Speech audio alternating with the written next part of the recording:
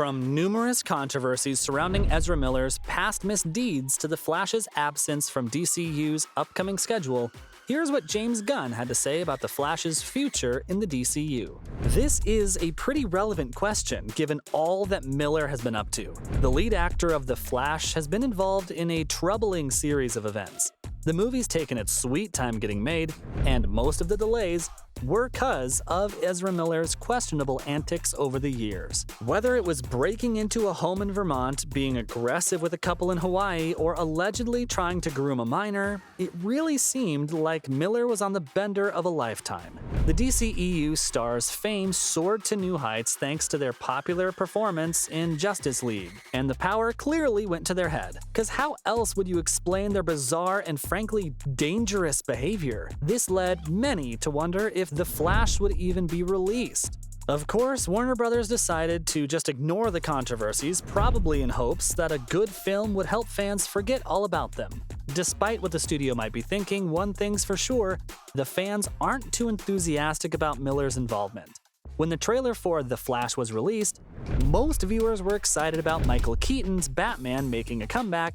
Sasha Calle's role as Supergirl was also well received, which is surprising considering she's standing in for the beloved Henry Cavill. However, when it came to the question of Miller's inclusion, it's safe to say that fans were confused. Many commented on how strange it was to see Ezra in the lead role, with some calling his escapades over the past couple of years an outright reign of terror. A few fans went on to claim that they might not watch the film, simply because they couldn't look past Ezra's endless list of misdeeds. Sure, the actor went to therapy and rehab, but is that really enough to make up for all the harm they've done? Regardless, Miller's gonna appear as The Flash at least one more time, and it'll be in one of the biggest DC movie events so far. Because after all, The Flash serves as a reboot to the entire franchise, which makes sense given the mixed reception of the initial DCEU films. James Gunn's not taking any chances now that he's in the top spot, so he's decided to just retcon all the previous movies, starting the new DCU off with a clean slate. That actually explains why Miller's still in the lead role. You see, they needed some kind of continuity with past DCEU flicks, otherwise the reboot concept would have fallen flat. So despite the general sense of outrage among the fans, Miller has managed to cling on to their biggest role against all odds, and it's all due to Gunn's grander vision for the future of the cinematic universe. But one question still remains, is Ezra going to have a future in this brand new DCU? At the end of the day, there's only one person who can answer that, the man in charge, James Gunn.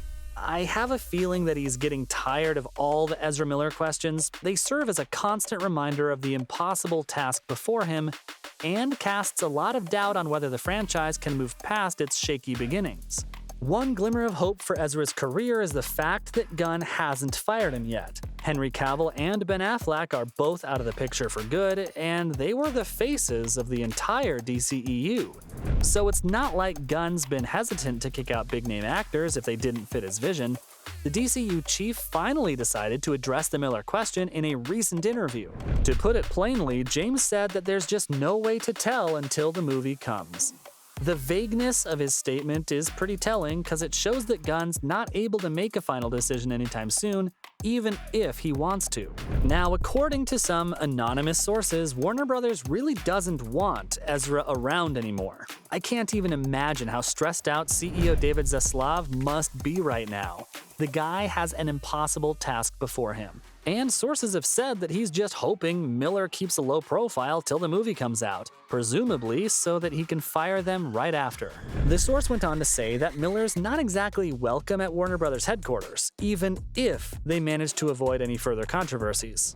If this is true, no amount of remorse will save Ezra's career. And I totally get where Warner Brothers is coming from here. After all, Ezra Miller's been a real thorn in Zaslav's side, creating mess after mess for the new CEO to clean up. To make things worse for Miller, Warner Brothers reportedly started looking for a replacement in 2022. This was when the Ezra controversies were really piling up, and Zaslav didn't want to take any chances as the recently appointed CEO. Warner Brothers executives went so far as to create a short list of potential replacements, with 1917's George McKay sitting at the very top. Needless to say, fans were overjoyed upon hearing this, and the outpouring of support really won't work in Ezra's favor. That said, so-called inside sources are usually just taking shots in the dark. There's no guarantee that Ezra's reappearance is off the table, at least not entirely.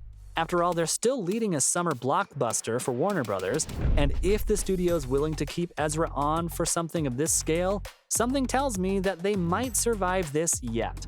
You see, The Flash isn't just a DCU reboot, it's also a Warner Brothers Hail Mary. Virtually every recent DCU release has been a dud, with Black Adam failing spectacularly, and even Shazam 2 missed the mark. That leaves the studio in a real state of crisis, and they'd be willing to do anything to prevent further loss. If The Flash makes enough money, that'll give Gunn's new DCU the boost it needs, and I'd imagine he and the higher-ups at Warner Brothers will start feeling pretty forgiving all of a sudden. This can only mean one thing. Ezra Miller's future is tied to the success of the film. Warner Brothers is willing to give them one last chance, but that's only because they're desperate. All previous attempts to turn the DCEU into a bona fide franchise failed miserably, all while the MCU kept soaring to even greater heights. Neither Affleck nor Cavill fit into Gunn's plans for a younger, fresher DCU, but Miller? They're the heart of the franchise's saving grace, which explains Gunn's reluctance to say anything conclusive. Besides, Miller's already branched out as the Flash in a recent crossover event, namely in the CW show of the same name. Grant Gustin's popular Flash TV series recently incorporated storylines from the Crisis on Infinite Earth comics, which brought the characters from across the multiverse onto the small screen. One of the more notable inclusions was Ezra Miller, who reprised their DCEU role for a brief appearance. Now, I highly doubt they could have done that without Warner Brothers' express permission. If the studio allowed Ezra to put on the iconic costume for a crossover event like that, it's not too much of a stretch to think they'd keep him on for their own DCU crossovers. Provided that The Flash rakes in the big bucks, of course. However, Gunn doesn't seem to care all that much about Ezra, cause he's already got big plans for the future of his cinematic universe. Sure, The Flash will set everything up, but Gunn mostly sees it as a palate cleanser for the main course. You see, the rebooted DCU doesn't technically begin with The Flash, at least not in Gunn's view. Rather, it'll start properly with Superman Legacy. James himself is both writing and directing that film, so he's clearly going full speed ahead, publishing a pretty expansive slate that covers years of upcoming releases. That's partly why Ezra Miller's future looks so uncertain. The Flash is conspicuously absent from the slate. We've got a new Superman movie, along with Batman the Brave and the Bold, and even a Swamp Thing movie to look forward to. On top of all that, Supergirl's getting her own film, and we're also gonna see a movie about the Authority, which is kinda like a gritty, morally gray version of the Justice League. Gunn also has a bunch of HBO Max shows he's working on, ranging from a series about Amanda Waller to a detective thriller that'll bring the Green Lantern Corps to the DCU. Notice anything missing? There's literally no mention of The Flash. Like, Gunn's bringing in obscure characters like Booster Gold, yet The Flash is nowhere to be seen. Maybe the speedster will turn up in a surprise cameo here or there, but if that were true, wouldn't it be apparent from the release schedule? Gunn's even given the first phase of the DCU a name, Gods and Monsters, so it's not like he's coming in without a plan. The lack of any planned Flash content, coupled with Warner Brothers already having a list of potential replacements, really seems to suggest that Ezra's on their way out. Unless The Flash earns like $1 billion or something.